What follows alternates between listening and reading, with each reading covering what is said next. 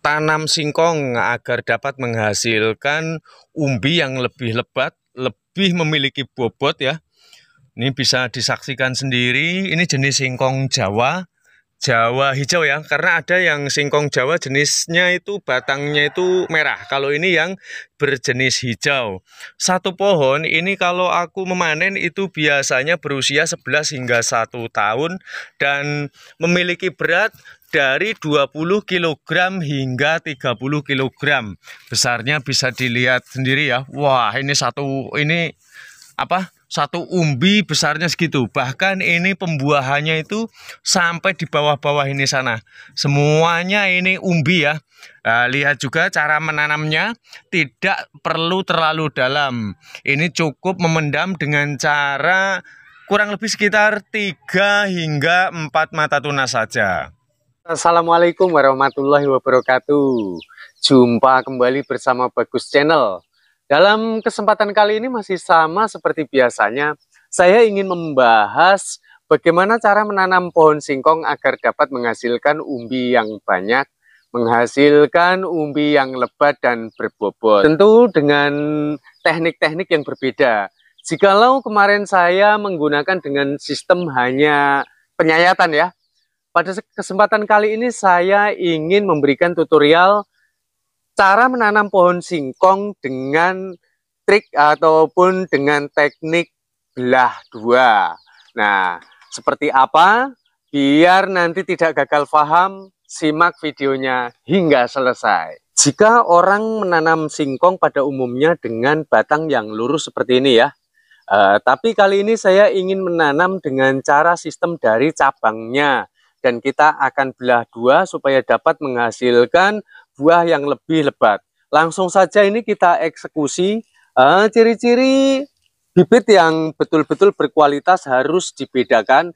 Jarak bekas pelepah ini kalau jauh maka akan dapat menghasilkan umbi yang sedikit. Maka kita harus mencari bekas pelepah ini yang rapat seperti ini. Dan kita harus eksekusi, kita potong terlebih dahulu karena di bagian bawah ini pasti kadar airnya sudah berkurang drastis ya karena sehabis masa panen. Jadi langsung saja kita penggal, tapi ingat jangan sampai merusak mata tunas ataupun bekas pelepah ini ya. Nah, setelah seperti ini kita dapat melihat bibit mana yang masih bagus atau tidak itu tampak dari samping-sampingnya ini, bekas kulit ini kalau masih mengeluarkan getah-getahnya ataupun masih berwarna hijau seperti ini, maka dia masih dalam kondisi airnya itu masih baik-baik saja ataupun alias tidak dehidrasi. Dan karena ini kita menggunakan cabang ya, karena secara riset di lapangan itu dia yang lurus seperti ini ya, dan yang bercabang itu ternyata buahnya itu banyak yang bercabang. Dan langsung saja kita penggal di bagian atas ya, kita harus sesuaikan. Jika di bawahnya itu kita ada ya ukuran sekian lah ya, ini 4 mata tunas, maka yang di atas pun kita sisakan. Di sini 2 mata tunas, di sini perkiraan juga 2 mata tunas, sehingga 4 mata tunas yang terpendam dan 4 mata tunas yang tampak di atas. Langsung kita eksekusi.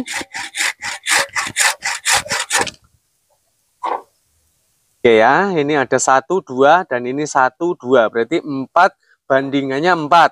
Kenapa harus demikian? Supaya nanti dapat seimbang antara jumlah akar yang akan ditumbuhkan di bagian bawah ya. Karena 4 bekas pelepah yang kita pendam, maka harus ada 4 juga calon untuk tumbuhnya mata tunas. Atau 5 juga boleh ya. Tidak harus balance banget, tapi paling tidak jangan jauh-jauh dari 50% yang dipendam dan 50% yang ditampakkan di permukaan. Langkah berikut yang harus kita sediakan adalah kawat. Saya di sini menggunakan kawat bindrat bangunan ya. Dan langsung saja ini kita potong menggunakan tang gegep ataupun tang potong yang lainnya ya. Nah, ini bertujuan ini untuk mengikat di bagian atas di sini. Kenapa harus diikat, Bang? Betul sekali.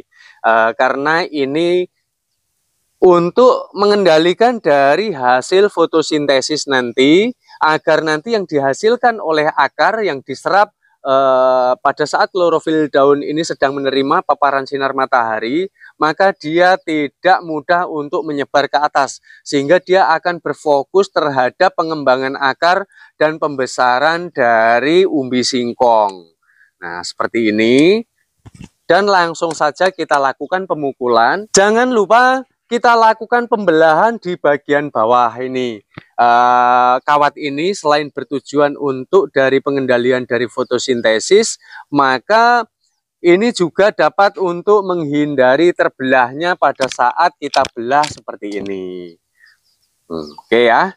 Dan masih seperti biasa, tidak cukup dengan seperti ini. Kenapa harus dibelah, Bang? Betul, karena nanti bekas belahan ini nanti akan menyearahkan jadi makanan yang dihasilkan dari sebelah sini ya. Maka dia akan berfokus, yang sebelah sini akan berfokus pada jalurnya masing-masing. Lalu kita lakukan kembali penyayatan. Ini juga sama untuk mengendalikan hasil dari fotosintesis. Tapi ingat ya, jangan sampai nanti ini bekas kulitnya ini sampai habis ya. Bisa diperhatikan lebih dekat ya. Jadi harus ada bagian kulit yang tersisa. Karena nanti kalau tidak ada bagian kulit yang tersisa, maka bagian atas akan mengalami dehidrasi. Nah, ini langsung juga kita lakukan penyayatan. Ini pelukaan ini seperlunya aja, jangan terlalu over ya, karena nanti sangat berbahaya sekali. Nah, seperti ini sudah ya. Saya kira sudah cukup jelas. Jadi sobat kalau memilih bibit, carilah bibit yang sudah berukuran besar ya. Dan tidak terlalu muda, juga tidak terlalu tua. Dari cabang seperti ini, lalu bagaimana cara kita menanamnya? Jika kita ingin menanam dengan cara stek berdiri, maka kita hanya perlu melakukan penyayatan di bagian sebelah sini. Tapi jikalau kita mau menanam dengan cara stek tidur, maka pelukaan harus kita lakukan juga di bagian yang akan kita pendam. Dan saya akan mencontohkan dua teknik penanaman. Yang pertama dari tanam stek berdiri dulu ya. Kita perlu menyediakan lahan, tidak perlu dalam-dalam, karena nanti kalau terlalu dalam juga nyabut umbinya itu akan sulit ya. Jadi cukup ini aku sisakan kan ada 4 ya, 1, 2, 3, 4. Nah, ini harus kita pendam. Karena penyayatan ini melebihi dari bekas mata tunas ini yang tumbuh ini ya, maka kita harus tenggelamkan dari bekas pelukaan ini sampai betul-betul dia terpendam bersama dengan tanah. Nah, tujuan dari kawat ini nanti sebagai penyearah, pokoknya nanti ini akan mengecil pohonnya, kalian jangan kaget, tapi umbinya nanti bisa dilihat sendiri hasilnya seperti apa. Nah, seperti itu tadi cara menanam stek berdiri. Lalu bagaimana dengan cara menanam stek tidur? Kita gali lebih dalam lagi. Jika mau ditanam dengan stek tidur, maka kita perlu melakukan juga satu pelukaan di bagian sini ya, cabangnya ini.